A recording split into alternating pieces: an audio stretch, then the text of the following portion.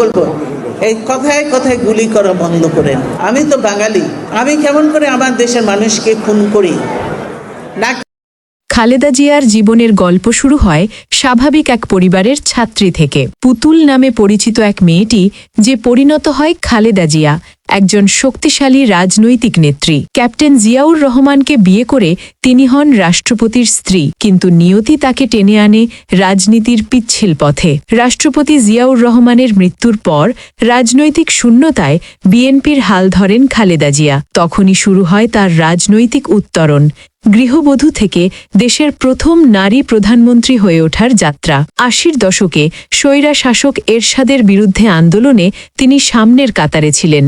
গ্রেফতার, গৃহবন্দী সবই সহ্য করে তিনি জনমনের কাছে পরিণত হন অপাশহীন নেতৃত্বে। ১৯৯১ সালের নির্বাচনে বিএনপিকে জিতিয়ে আনে এক ইতিহাস, যা রাষ্ট্রের প্রথম অবাধ ও নিরপেক্ষ নির্বাচনের মাধ্যমে আসে। তিনি ৩ বার প্রধানমন্ত্রী হিসেবে দায়িত্ব পালন করেন, কিন্তু রাজনৈতিক সংকট কখনো তাকে থামাতে পারেনি। ১/১১ অভ্যুত্থান, সন্তানদের হয়রানি, নিজে গ্রেফতার, সবকিছুর মধ্যেও তিনি কখনো কোনো সমঝোতায় যাননি। তার দৃঢ়তা ও ন্যায়পরায়ণতা রাজনীতিতে এক অনন্য দৃষ্টান্ত হয়ে থাকবে। ২০০৮ সালের নির্বাচনে হার মানতে হয়, কিন্তু ঈর্ষা ও রাজনৈতিক প্রতিহিংসার মুখেও তার সংহতি, সৌজন্য ও উদারতা অটুট থাকে।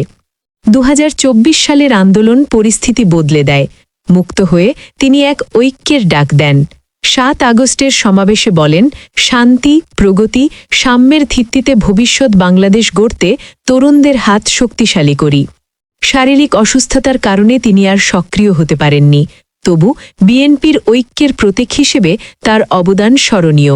ইতিহাস খালেদা জিয়াকে মনে রাখবে একজন শক্তিশালী নারী নেতা, যিনি ব্যক্তিত্ব ও নেতৃত্ব দিয়ে দেশের রাজনীতিতে অমর হয়ে আছেন। ৩০ ডিসেম্বর ২০২৫ তার প্রয়াণের মাধ্যমে দেশের রাজনীতিতে যে শূন্যতা তৈরি হল, তা পূরণ কতটা সম্ভব তা সময়ই দেখাবে। খালেদা জিয়া ইতিহাসে স্থায়ী হয়ে আছেন, একজন নেত্রী যার অর্জন ও চরিত্র জনগণের হৃদয়ে চিরকাল বেঁচে থাকে।